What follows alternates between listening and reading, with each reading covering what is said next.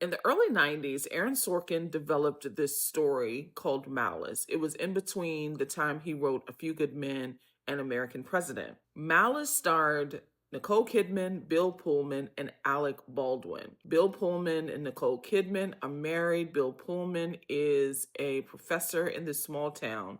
I think he and Alec Baldwin went to medical school and were friends from a past life or whatever. And Alec Baldwin moves to this new town where they're living and becomes this hotshot surgeon at the local hospital. One day, Nicole Kidman suffers a medical emergency, and Alec Baldwin happens to be her surgeon.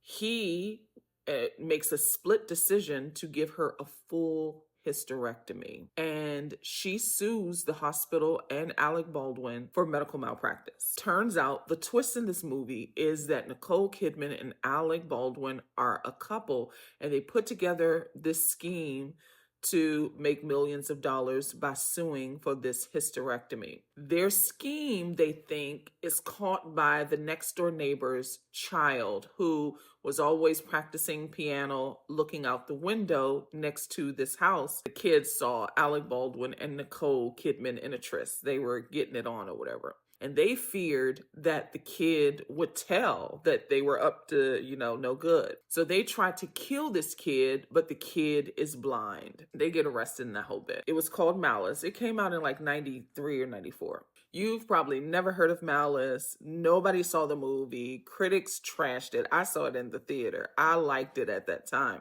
And if it sounds familiar, it is, because it is the exact unfolding of a plot that plays out in Tyler Perry's Duplicity. That's why it was so familiar to me, and it seemed recycled. Now, I'm not saying that he plagiarized Malice. I'm not, because he's not the only one who has this sort of twist like this. I will venture to say that Tyler tapped into Training Day, because Ron Rico's character, he's like a lieutenant of this unit, and he takes the white cop who transferred to this unit on this rigorous training day, and he's using him so that he can land this settlement.